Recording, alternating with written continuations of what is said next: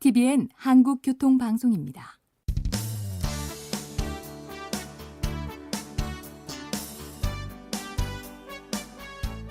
한문철 변호사의 교통사고 솔루션.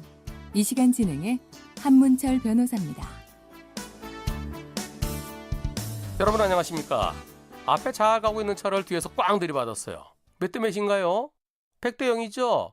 앞차가 잘 가고 있는데 뒤차가 한눈 팔거나 또는 앞차가 시속 한 62km 정도로 가요. 근데 뒤차가 시속 90km 가면서 그냥 앞을 들이받았다. 그럼 당연히 100대 0이죠. 뒤차가 앞차에 대해서 안전거리를 확보하지 않았기 때문에 그렇습니다. 앞차를 들이받으면은 기본적으로 뒤차가 잘못한 거예요. 정상적으로 잘 가고 있는 차 또는 정상적으로 신호 대기하고 있는 차를 뒤차가 들이받았으면 100대 0입니다. 그런데 앞차를 뒤차가 들이받았을 때 앞차에게도 일부 잘못이 있는 경우가 있어요. 앞차가 갑자기 멈추면 앞차가 이유 없이 갑자기 멈추면 앞차에게도 잘못이 있습니다. 일반 도로에서는 앞차에게 20 내지 30%, 고속도로에서는 앞차에게 30 내지 40 내지 그보다 더 높아지는 경우도 있어요. 고속도로는 차가 속도가 높으니까 일반 도로보다 더 앞차의 잘못이 크겠죠?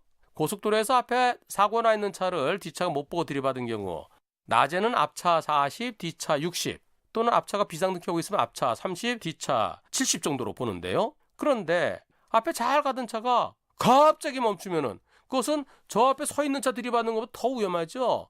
따라서 잘 가던 차가 이유 없이 급제동하면은 앞차 가실이 한 40-50% 또는 상황에 따라서 고위급제동의 경우에는 앞차의 잘못이 한 80 내지 90%까지 될 수도 있습니다. 보복운전하느라 고위급제동하면요, 판사가 법원에서 괘씸죄를 적용해갖고 앞차 잘못 90% 되는 경우도 있었어요. 지난번에 중부고속도로에서 서로 보복운전하다가 차를 갖다가 갑자기 일차를 딱 세웠죠. 뒤에 차 쓰고 그런데 5톤 트럭이 꽝 들이받았고 5톤 트럭 운전자 사망했을 때 차 앞에 차 세운 차 너 왜 이유 없이 왜 세웠느냐 일부러. 그 차 과실 90%였어요. 그 차는 괘씸죄가 적용돼갖고 좀 과실이 많이 적용됐는데요.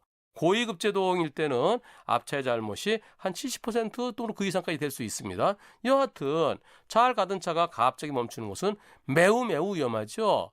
뒤차가 앞차를 들이받았을 때 뒤차 100% 잘못이다. 그거 아닙니다. 앞차가 이유 없이 급제동했을 때는 앞차의 잘못이 상황에 따라서 한 20-30이 될 수도 있지만 또는 경우에 따라서 70-80이 될 수도 있는 거예요. 하지만 앞차가 이유가 있어서 멈췄을 때 그때는 앞차의 잘못은 없습니다. 오늘은 여기까지입니다. 고맙습니다.